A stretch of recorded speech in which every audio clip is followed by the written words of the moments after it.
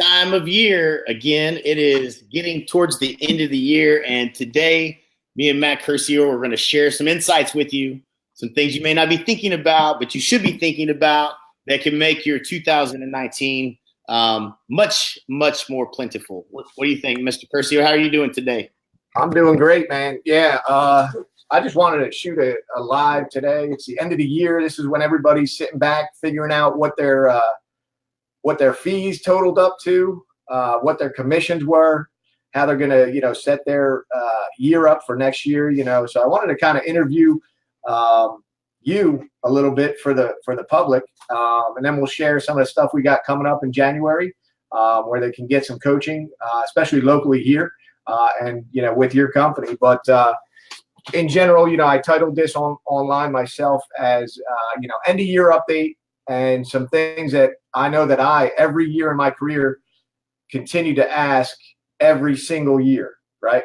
And the main questions were basically, is it time for me to ask my broker for a raise, or a reduction in my fees? I was at a fee-based company. And then if you're on a team, is it time to step off a team?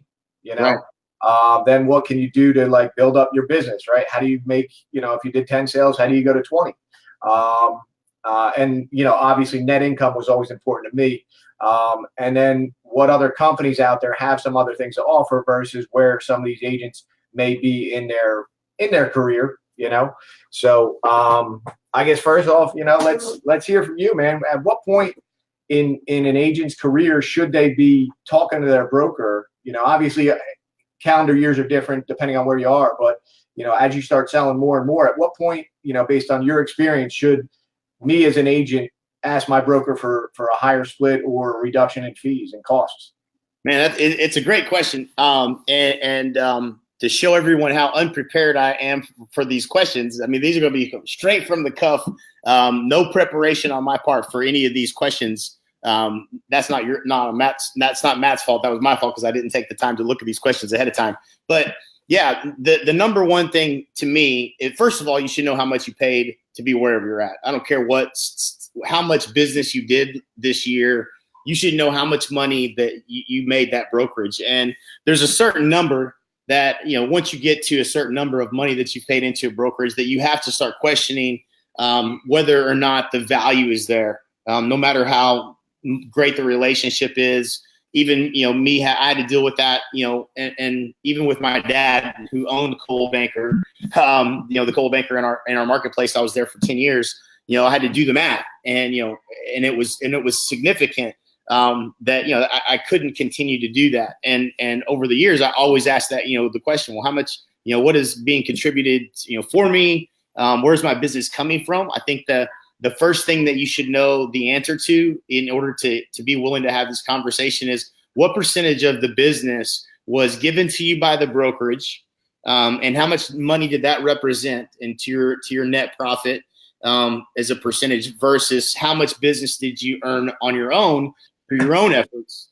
And that's going to be a really sobering question to ask if you do that. Go do that homework, or if you haven't done it, go do it, because you're going to see that. You're either going to see, wow, I don't have my own systems in place for generating consistent, new clients to do business with, or you're going to see that you're really not getting any value from the brokerage side of things, and that you would have probably done these deals regardless of whether you have balloons on your sign or you have, a big golden sign or whatever it is, right? There's not, the value is in the relationships that you have with your customers and your clients, not so much in the things that the brokerage may be doing for you. So those are kind of the starting points, in my opinion, that you have to kind of start with. Got you. So, let's talk about fees too, because there's some people that are fee based. What are fair fees for a brokerage? When it comes to, I guess you can break down models quicker than I can. So I know, and you've been in more models than me, but at the end of the day, when you look at costs, what is fair? And at what point do you say, hey, what about this E&O fee? And I heard from an agent recently that got hammered by E&O to the tune of thousands, and they didn't realize it that it was per transaction until the end of the year. So, obviously, what can you tell somebody to look at? What's a general guideline with all these companies that's fair? Yeah. So, your E&O is generally speaking in a lot of brokerages, your E&O is a profit center for the brokerage. It's, they don't never tell you that, but that's in a lot of ways, that's the case. I mean, typically, if you're paying for your own E&O and you're independent, you're going to pay a whole lot less than what you're maybe paying per transaction. So as far as what I would say is a fair amount to be paying for E&O, in a brokerage is I wouldn't want to be paying more than $500 a year towards E&O, and that's just one fee that I wouldn't want to be paying. And I think another thing that people tend to not maybe look at fee wise is the transaction fee that the brokerage may be charging your client. And you don't necessarily look at that because it's not coming out of your pocket. But, what my experience has been is that, that those are fees that you could be charging for your client. And, you add, a $495 or a $395 transaction fee to your business model, and you do, 3 or 4 transactions a month, that could be paying for you an employee, potentially a full-time employee, to take a lot of the $10 an hour stuff off your plate. And instead it's going to the brokerage. And so, when you're looking at all of these fees, you got to look at what are all the ways that the brokerage is making money, what's their business model, and how they're making money. And, is that an opportunity if I was somewhere else that I could be, increasing, the revenue that I'm earning, that in that way. So I don't know if there's what would you say, Matt? I mean, as far as, some of the different, fee-based models that, in talking to agents, where do you see people getting whacked over the head? Man, I mean, E&O, definitely keep an eye on. Something that I realized later was I had a showings company fee that, as a team leader, and my personal production, that equated to thousands annually for my, the model was that they might have charged the company, I think, somewhere around $20 per listing. And, we got or $40 a list. I think it was $40 a listing. So that was, passed through to me. But at the end of the day, when I put in 80 listings a year, that's a huge number for the company versus the agent who puts in 3. So look for those small fees definitely add up at your brands. But, at the end of the day, if there's a way to cut down, I know a lot of companies, Remax and all the other big ones, have like a 6% fee. A portion of that stays in that main office, and only a very small portion usually goes to the international brand.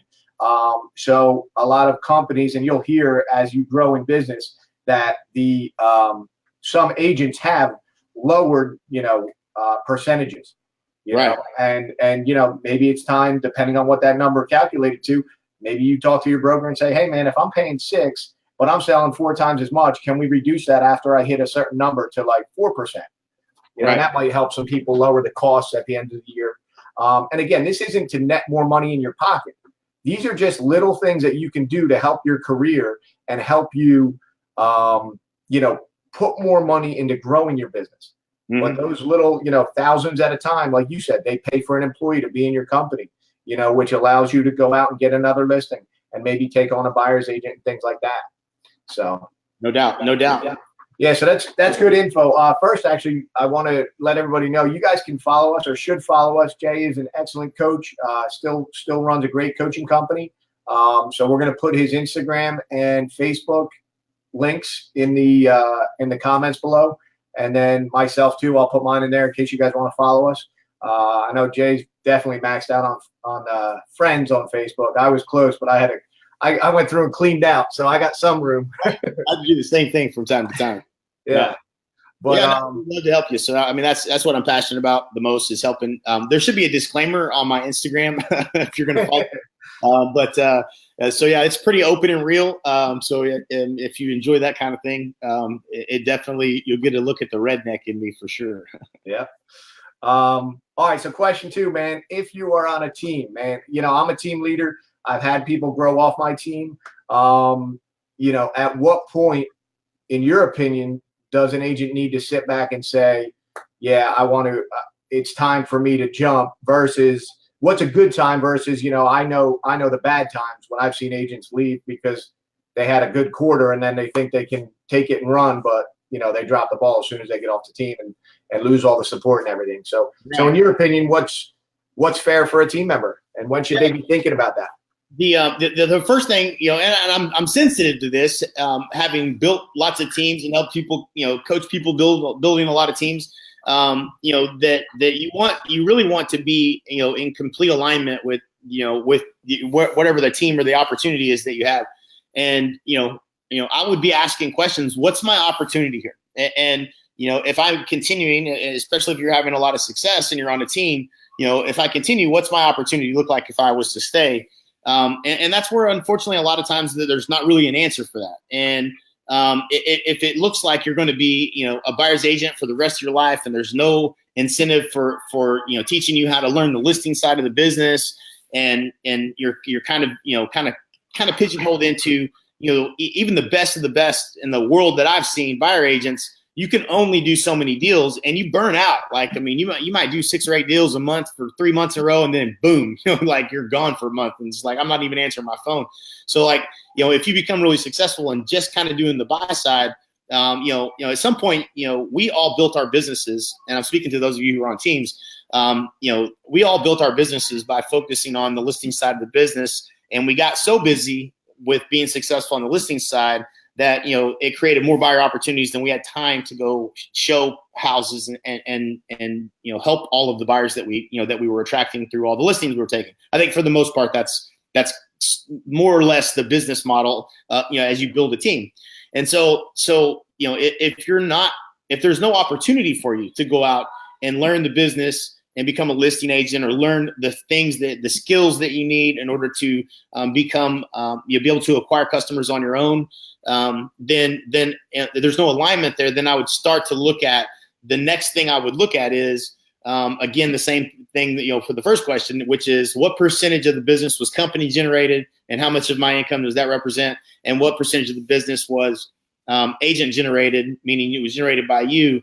And then look at, you got to take everything into consideration, because, I've had more people that have left, my teams or left teams in the past prematurely, in some cases, where you don't realize how much of the support and the systems and how much of that time that you were spent actually prospecting and working with clients, that it robs you of when you try to go out on your own.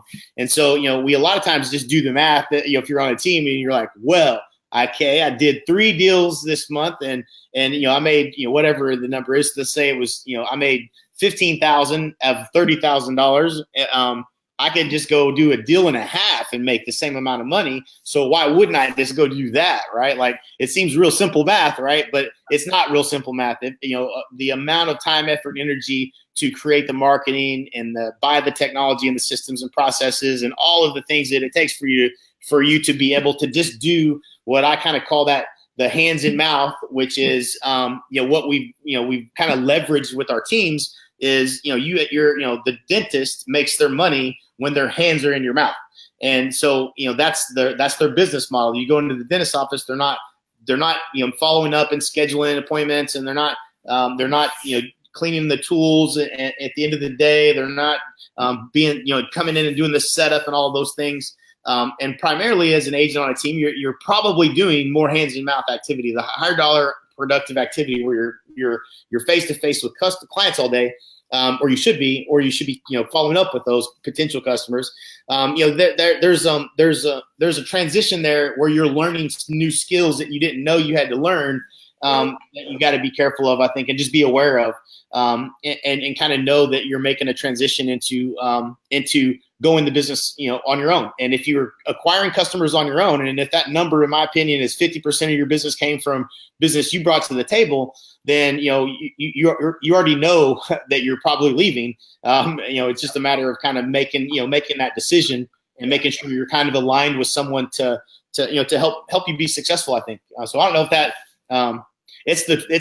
that's how I see it anyways, Matt. I don't know you might have some feedback. What are your thoughts? Yeah, I agree with that. Once you start seeing the business, here's the deal. Assuming a 50-50 split, right, or a 60-40 split to the team member.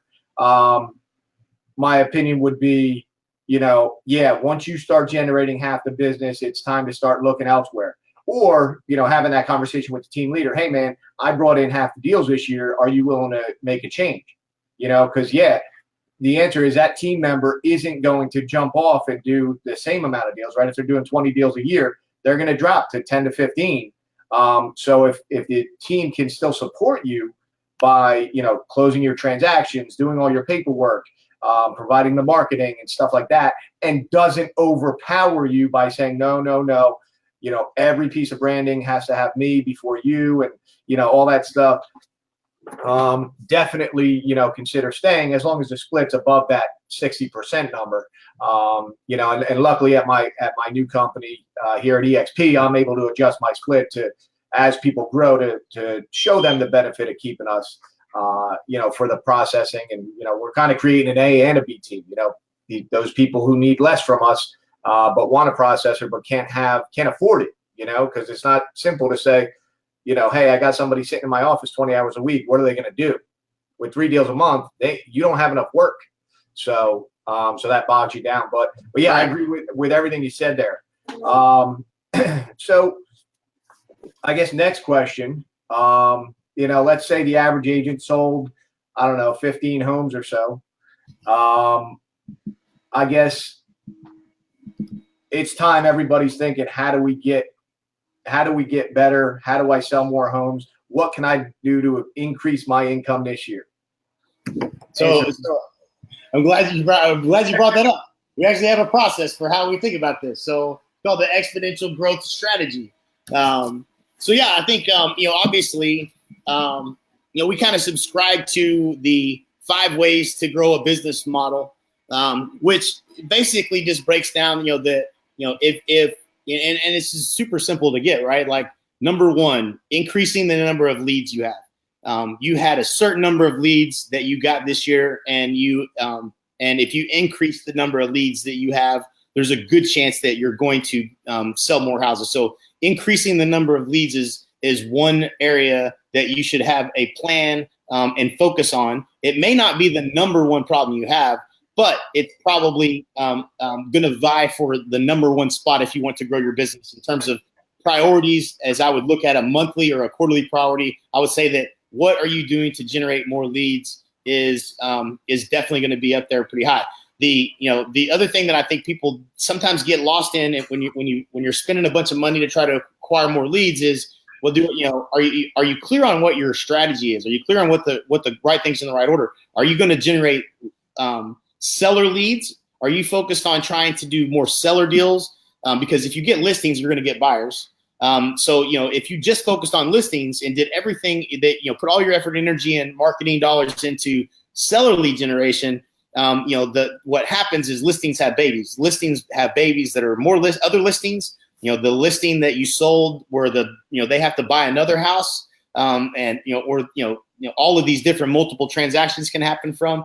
So, the listing side of the business is where I would tend to focus on lead generation before I would look at the buyer lead generation, because of the amount of time that you invest in working with the buyer versus working with the seller. So, that's just a strategic move on your time. But lead generation in and of itself is going to be one of the things that is going to be a big lever and ways to exponentially grow your business for 2019. And I think everybody knows that, but I don't know that everybody has a plan for that. The second thing is conversion. So, you're converting a certain number of those leads. There's a lot of metrics in here that you should be tracking that probably not following as closely as you could.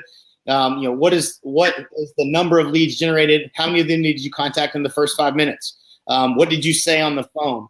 How did you follow up? What was your offer for them to meet with you? What was your value proposition for them to sign a buyer brokerage agreement or to sign a listing agreement? Of the appointments that you set, how many of them rescheduled or did you actually meet? So all of these metrics that can happen in between the time you have a lead and the time that you actually have a deal are metrics that are either underperforming or not performing at maximum.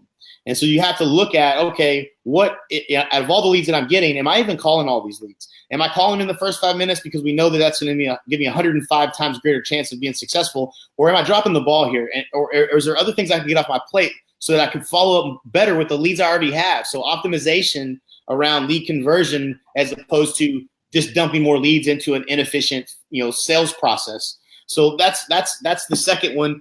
The third one is an easy one, and it's just a strategy, and it's focusing on a higher average sale price. So if you look at if you want to make more money, you don't have to sell more houses. You just have to sell houses where you have a higher average sale price, or you charge a higher average commission. And some of you are discounting your commission all the time. If you just had learned a skill for how to demonstrate your value, that skill could get you from 2.5% on average to 3% on average. Do the math on your business over the course of the year. That might be 10 or 15 or 20 or $30,000 raise just by learning the skill to be able to negotiate your commission to be, the commission that you want to charge. Or there's been years where I actually raised my commission, especially in a market that's more of a downturn. I charge more. I'm not saying you should charge this, but I charge 7%. I kept 4% off for 3. That was what I did during all of 2007 and 8. And I believe I was worth it. That's why I did it. So, but that was a skill that I had to learn. But my focus was on increasing the average dollar per sale. So to get an example of this would be to think about, if you think about the book Good to Great, when they talk about Eckerd's versus Eckerd's, if you remember Eckerd's Drug, Drug versus, I want to say it's Walgreens. CVS is what I think of today. But Walgreens, Walgreens had a strategy. They moved literally I think this was in the 80s, 80s and 90s. They moved all of their stores from interior, like middle of the blocks, to the corners. They did that for a couple of reasons that are related to all of these kind of these principles around growing your business. One was because they knew that if they could get more traffic into the store, that more footprints into the front door was going to equal more sales. That's more leads. Okay. And the other thing that they recognized, this is way back when, was that if they did photo development, and this will be the next one actually, but the photo development got you to come into the store 2 more times than you normally would, because you come in, drop your photos off, you'd spend $30. You'd come in and pick them up, you'd spend $30 again. They knew every time someone came in the store, you were going to spend $30. They also ended up, I think they actually, I can't remember if they widened or they tightened up the aisles in Walgreens to put in more product, I think it was. And so they had more things that you could buy while you were there. So they increased the number of options you have. They increased the average dollar spent in the store from $20-something to $30-something. And so every time you came back, they were making more money per footprint through the front door. So, in our business, in real estate, as you think about that, the average sale price is really, buying more retail items. The same reason that Walmart puts milk at the very back of Walmart is because they want you to walk all the way to the back of Walmart to get your milk, and then have to come by all this gauntlet of all this other stuff to get out of the store. They know you're going to spend more dollars if they do that. If they put milk in the front of the store, people would just come in, get their milk, and leave. And that's how they increase the point of sale, how much per person at the checkout. And so in our business, you can do that by focusing on a higher average sale price. Focus on getting listings in an area that has a higher average sale price. Focus on being able to charge a higher commission. You can what I ultimately ended up doing, the extreme of this, I ended up buying a mortgage company and a title company. So I made the money on every time, I made as much money that was being made in that transaction outside of the commission, all the way through to the title side, where I was making that money and the mortgage on the buyer and the money on the real estate commission. You can add a transaction fee to every deal that you do, which is going to increase the overall dollar amount per sale. So again, you're just trying to say, okay, well, I only made $5,000 per deal this year. How do I take that to $7,000 next year? How do I get to $7,500? How could I increase that by 50%? That would make an immediate huge difference in your business. But you have to have a strategy to focus on that in order for it to happen. So there's 2 more, but I want to make sure I don't leave anything out. And your feedback, Matt. What are some things that maybe that kind of made you think about? Go the last one, and I'll give you my opinion. Okay, right. So it's the number of transactions. So this is called frequency of purchase. So the Walgreens example was they knew that they had to come in to drop their photos off. They knew that if it was more accessible, they're more likely to stop in there more often, and they know they got to come back and get their photos. So they were getting a customer to come into a Walgreens 3 times, 4 times a month, where they might only come to Walgreens once a month in the past. So they increased that frequency of sale. In real estate, much harder to do, right? People buy a house, but they don't usually buy another one for 7 years, except that there are certain subsets of the market where there are repeat business that's completely repetitive. A builder client, for instance, if you have a new construction builder that you work with, they give you multiple deals at a time. Sometimes every single month you got a consistent client there that's giving you multiple transactions. You've got people that buy from you that ultimately could be buying another investment property from you. That's an angle of trying to turn a customer into an investor and investing in real estate. You have REO business, although it's not my favorite choice for maybe the focus, but it is repeat business. I mean, it's so repeat that you tend to forget about retail and your whole business dries up because you're just living on REO until the market shifts again back into the favor of the banks and whatnot, and then there's not any REOs like we're dealing with today in the last 3 years. But that's again repeat business. They're consistently giving you deals. I always had an investor is another one. So I had investors that would buy every month. If I could find them 1 or 2 deals, they would buy. And so that was a good customer to have because they represented 20 plus transactions. But then they would remodel those houses because I had one good flip customer that he would buy, then he would relist it with me because that was the deal we made. If I find you the deal, and then I would double end it because by the time it was finished, I had a buyer because it was a brand new remodel. It was a great looking house. So I'm getting 3 transactions out of that. So that was a huge chunk of the business. And if you don't have that relationship with someone, that's an area of the business that you could definitely focus on. And the last one, is net profit. So, this is real simple. The cost that you're incurring, where we started this conversation, which starts at the brokerage level. A lot of people don't start there, which I love the way you started this conversation, Matt, because, most people are giving away a ton of money to the brokerage. And, and some people are going to be listening to this going, man, you're so right. I know I am doing, because I'm doing all this business myself. The brokerage didn't give me any business. Some brokerages, they're giving you a deal here or there, or they're giving you some leads, but you're not closing any deals, and stuff like that. You just got to do the math. And it starts at how much money am I paying to be where I'm at? And as much as you like people, this is a business. You got to treat it like a business. You need to put yourself in the best position to earn the most amount of money and be as successful as you can. You can't leave money on the table. And so, it starts with that. But net profit, then it becomes just more optimization and more optimization and more optimization. What things are you doing? Are you doing things at maximum? Are you paying for things? Show me your credit card bill. You and I both know that your credit card bill, you got some stuff on there you ain't using that you should be canceling. Just be efficient. You know what I'm saying? Treat your business like a business. And, really try to tweak and control that net profit. The biggest mistake I see in net profit is the number of buyer agents and the focus around generating buyer leads for your team versus getting listings that are 100% of the commission goes to the bottom line. So, you want to increase your net profit. You can generate as many buyer leads as you want, but you can't effectively increase the labor dollar because it's your cost of sales that goes out the door with a buyer lead that closes. You're not going to make them more efficient because you don't control the agent's time and where they spend it. But on the listing side of the business, anything you could do to be more effective. I had a big aha when I wasn't in the business, and I had Stace who was going on listing appointments, and we were looking at our business on how to tweak the profit. We were trying to take the business from, after I'd stepped out, we were trying to take it from -3%. When I stepped out of the business, I was at -3%. When I did the math going backwards, scratching my head, what the heck, how do we do this? We're not even making money. To completely stepped out of the business and 22% pre-tax profit in Lawton, Oklahoma. This is a huge deal for the average sale price, but we did it by increasing the efficiency of every labor dollar in the company, meaning every person that worked for me was going to absolutely be doing the most dollar productive activity. So sending Stace Bolender on a listing appointment in Temple, Oklahoma, where only 30% of the time we sell the house, and it's at half the average sale price of what it was in my marketplace. You got to send a courier out there and gas and time and that you're spending for that to put sign and lockbox up. You got to go pick that up. A year later when it doesn't sell, you start saying, okay, we're just not going to do that business anymore. It's not worth it to us. And in doing that, I gained 4 or 5 hours labor dollar back in employees that could have been redirected into areas that were higher return on that labor dollar. So, those are the 5 things that, those are covering a pretty wide gamut there of different scenarios, but hopefully, it's getting you thinking about, how you could be saving more money, netting more money in your business.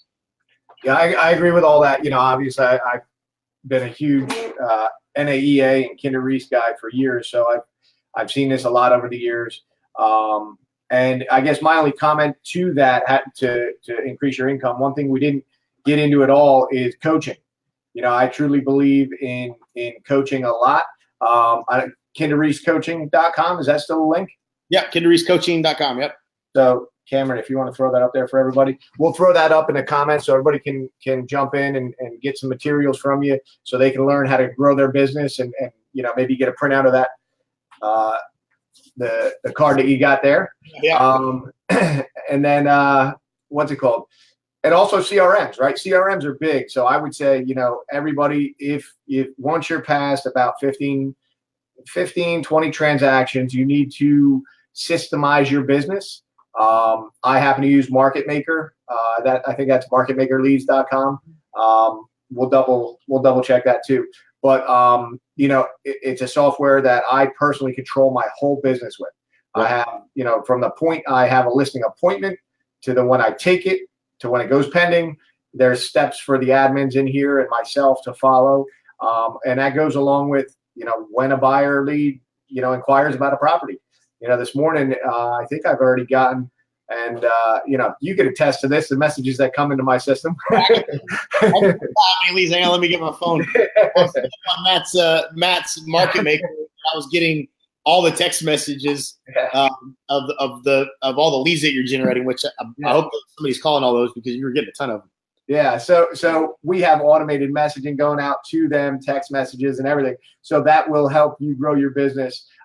Just be careful on the cost and make sure, I guess one thing about CRMs that you can get lost in, especially to the newer agents or people doing less than like 25 deals, is figure out what problems you need to solve before you go buying a robust system. Because you can end up with a system that can do 1,000 different things where you're going to use 10% of it and the cost is just not something you need to invest in.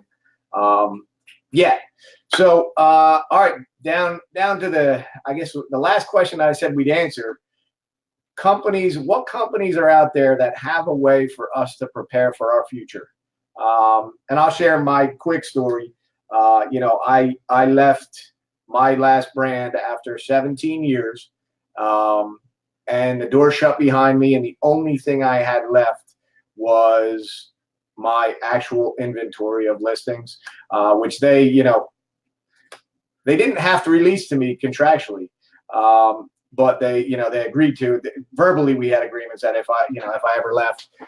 However, most of your companies, I would warn everybody here to read your contract, because you need to understand what happens when you make a move.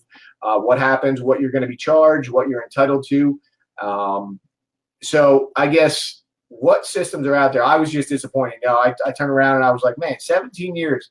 And I just leave with a handful of listings because, you dwindle down your business a little bit when you're planning that move, because I didn't want to keep working and adding revenue to the company where I knew I was going to leave, or tell a client, 1 week, hey, I'm at this company, but I'm switching to this one, So, I guess based on your experience, traditional models versus, any other models, what should somebody consider looking at? Yeah. So, I think, this is maybe a loaded question. I'm responsible for more people going independent than probably anybody, as far as what me and Michael have done and ultimately opened our own independent, companies and it just made sense to not pay somebody anything. Yeah. And if somebody would have said, well, what's the opportunity that would come up that you would say, well, I would join a brokerage, I would have said probably nothing, because I can't imagine an opportunity coming up where I would be able to actually earn more at a brokerage than what I could make on my own as an independent. I don't think I had that even vision of that as a possibility, which is why when Al Stasic told me to poke holes in EXP's business model, I gladly poked holes in it, or attempted to poke holes in it. But had he asked me, well, would you look at joining this company? I would have said no. I wouldn't even have had an open enough mind to look at it, I guess is what I'm saying. And I think that's the biggest benefit. And I was actually just talking about this morning. Michael was here at the house, and we were just talking about, I was on the phone with a guy that was a new agent, and he's like, well, what do you think about EXP for a new agent? I said, well, I said, there's two things that, my whole career that I've always wrestled with, with newer agents that wanted to pay for coaching, which, coaching isn't cheap. It's $1,300 a month. And every agent needs a coach. Because they don't know the right things in the right order, and their company isn't delivering to them the level of training that they need in order to be successful. Or if they are attempting to deliver that, they're charging probably real close to that for it. So there's these two things that you really need. You need the technology to manage your business and follow up with clients, and you need a way to lead generate and generate opportunities for your business.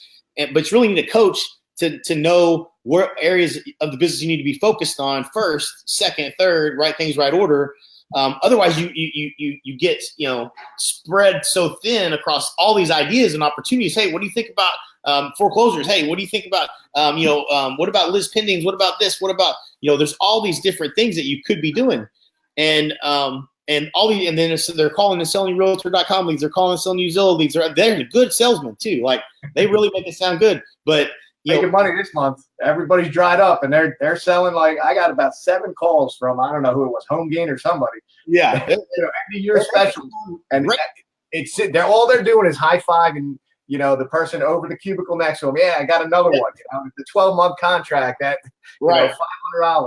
Right, and so.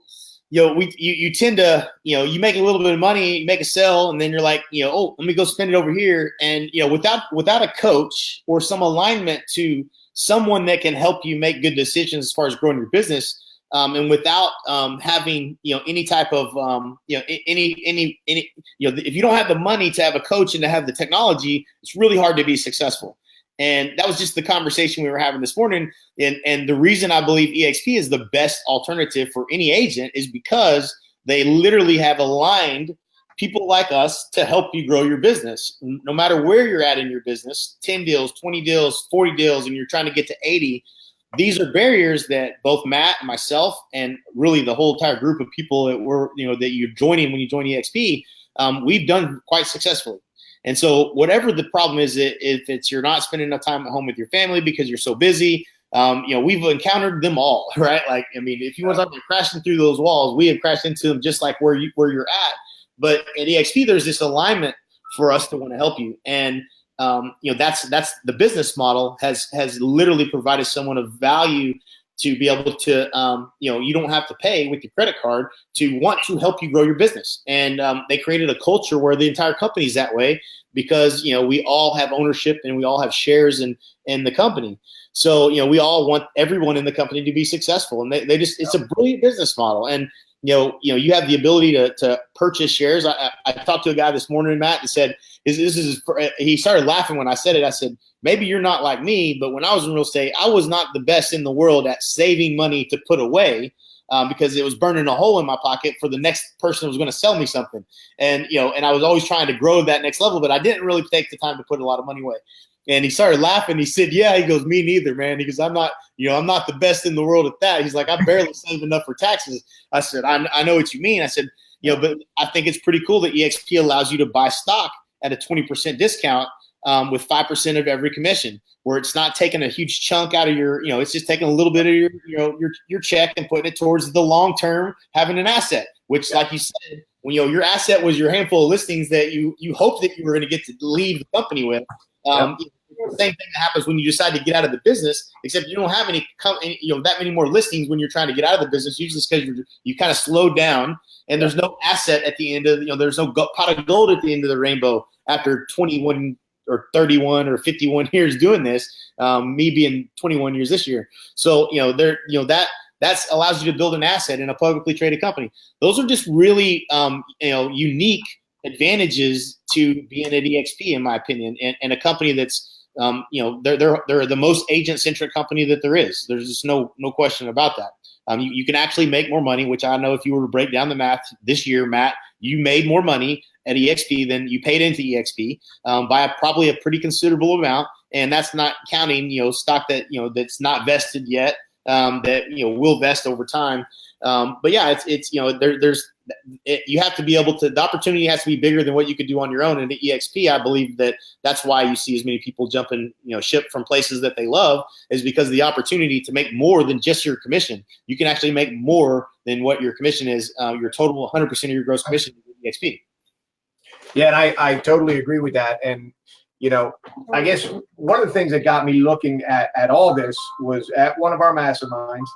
I had to stand in front of the room, and you actually asked me, everybody said, hey, where are you going to be in 5 years, 10 years, 15 years? And it doesn't sink in. But when you asked me, and I think it was 2 years ago, well, just how old are your kids going to be in 10 years? And they were like 9 and 10 at the time, or 8 and 9. And I was like, shit, man, they're going to be driving. You sit back and you say, like, well, shit, if I stay at this company, what I'm just going to have, another, 50 to 100 homes or 100 homes sold each year for another 10 years. What does that do for my income when I'm trying to squeeze out every, piece of profit I can? And you add a buyer's agent or you add an admin, and that reduces the profit down again. And, all that stuff where you're like, man, wouldn't it be nice if something was out there? And there are some other companies that have some way to earn some residual income and stuff like that. But in my opinion, and I know you poked holes in every company out there, nobody has the opportunity that we have here at EXP. And there's just multiple ways. Real quick, I'll give the rundown of the agent description, right? So the agent, because it's still not that popular where I am in New Jersey. We did more than double in size in the last 12 months, and we've only been open for, I think they said sometime in 2016 is when they actually opened the state.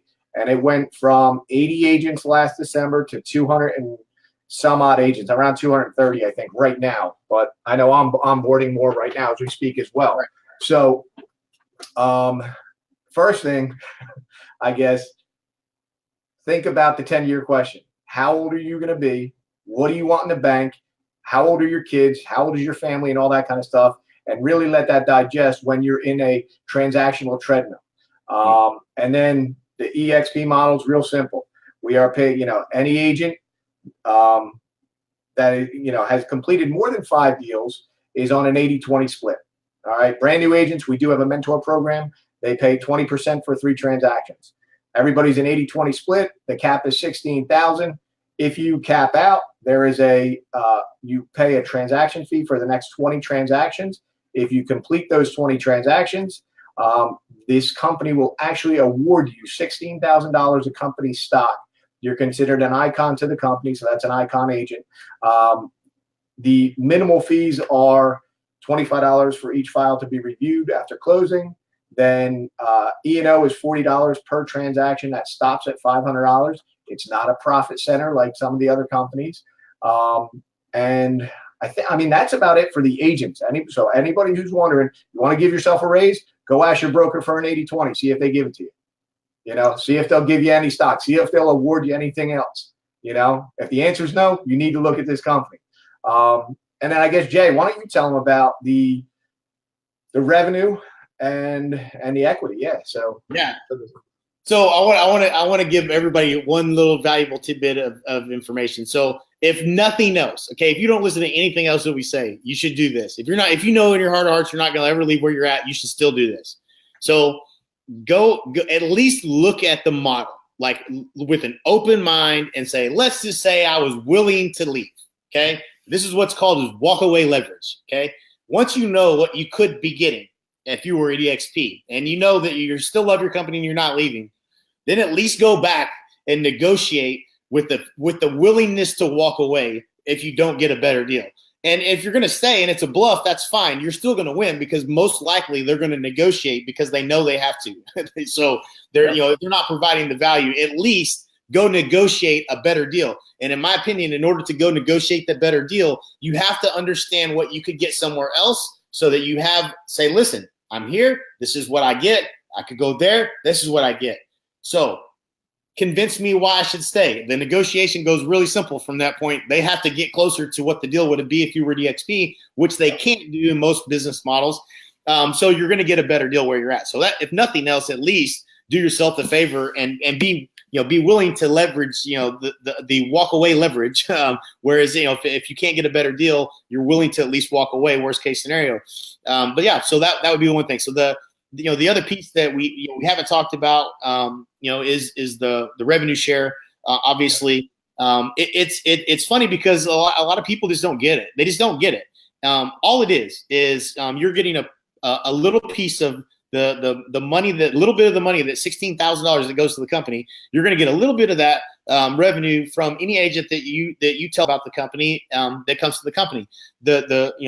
Instead of having franchises, having regions and franchisees that have to go out and recruit and build companies, this is one company. It's one publicly traded company that every one of us have shares of ownership in.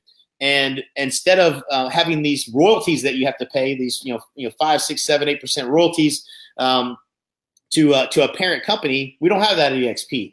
They said, well, let's do away with brick and mortar, let's do away with all these royalties, and let's just reinvest that back into the agent specifically that help us grow the company. And in doing that, there is an opportunity that's never existed in the history of real estate at this level. It's not like you're doing any recruiting. And when you do the math, this guy today is a $10 million producer in Arizona, and he did the math, and he's like, Jay, he goes, I'm just not real sure. I mean, I've done the math, and it looks to me like I'm going to get to cancel a $1,000 a month commissions Inc. platform, and I'm going to get a platform that's equivalent to that, and I'm going to get basically in the revenue the revenue share, which I haven't even done the math on what that might be. He wasn't even looking at the revenue share. He was just looking at the stock opportunity, and he was looking at the places he was going to save money. And he's like, it just makes sense. Like I should be. I mean, it looks to me like this is a no-brainer. Like it's too good to be true. And I said, that's funny you say that, because that's what everybody who produces, anybody who's a producer has the same kind of awareness at some point when you really do the math. And so once you do the math, it's kind of hard to not see it. That's when you start getting excited. Well, then we start talking about the revenue share. And I said, the reason that you're going to actually make money in revenue share is 2 reasons. Number one, you've only experienced the first half. You got past mentally the fact that you didn't really, this is such a better deal for you in your business that it's a no-brainer. And you're going to have the same feeling when you're telling somebody else about it, that for their business, like, listen, no, really, it's a better deal. You got to look at this model. And so that's not recruiting. That's just like being genuine and helping people see a better opportunity for themselves. And so I said, that's the first thing that's going to change is you're going to believe so much in this business model after you've joined the company, you're not going to help but try to tell your friends. And I said, and there's another benefit that you didn't know that you have that is probably the biggest benefit of every reason you should join EXP. And that is the fact that it is my opportunity and my responsibility to make sure you are successful at EXP. Yep. That's my opportunity. You're talking about my opportunity. The opportunity for me to earn more money myself is to make you more successful at EXP. Yep. To make you more productive as an agent, and to help you to recruit any agents that you want to talk to, that you want me to talk to about EXP. If I can get you some revenue share, say a few $1,000 a month coming in, it's a pretty good deal for you, and it's a good deal for me, because what that means is that those people we're going to help make successful, and they're going to do deals, and you're never leaving, and that means I'm going to get revenue share and multiple levels of revenue share by just helping those people and doing the same thing in that repeat, rinse and repeat, and help. So this company has literally incentivized me to help you be successful, and that they've actually also created. That is my opportunity, is me making you successful. And I'm not charging you anything for that.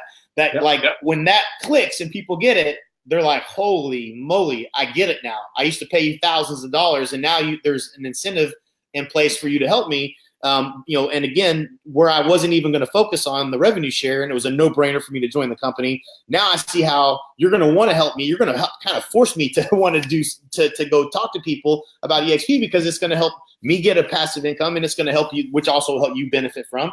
But it's also going to benefit me tremendously to have passive income. So that was the conversation, right?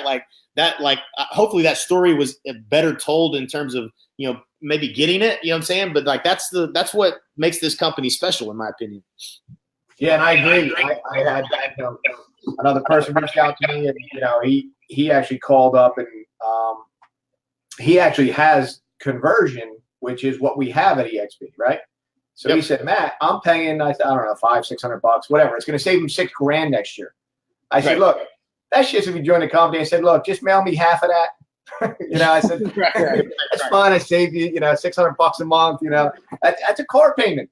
How nice would it be to know that your company's supplying the technology, the same technology that experts are using across the country to grow their real estate business? It's provided for you here because of our model. There is limited costs built into it. So it's just such a smart model. We don't have to get into the rest of EXP. But, there is a huge opportunity. If you guys are interested in learning more about it, we'll post at the end of this, we'll post a comment that'll have the 30-minute video. Maybe the first one, we'll do the 5-minute video from Key West, where 3 experts, including Jay here, give you 2 minutes each on why you need to look at it. And these are guys that have been in the business for a long, long time. When I posted it initially in Key West, the thing went viral. I mean, I don't even know how many views that video got now, but yeah, it was over 10,000 within like 48 hours. But definitely do your research and learn about it.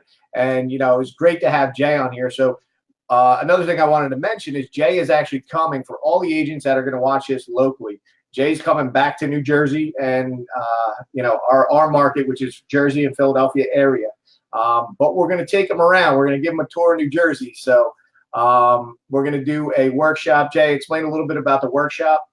Yeah, so I've been working on really kind of the methodology that we've used to exponentially grow a ton of people's businesses across the country. And there's a formula for it, and we've coached people to it, but we never have really delivered it in the principles in a presentation on the step-by-step process for how to really exponentially grow the business. So that's the workshop is breaking down those principles and some of the tactics as well that are the actual go out and do this and this and this to generate more listing opportunities or what have you. So it's definitely content that's fresh, it's cutting edge, it's kind of what works today.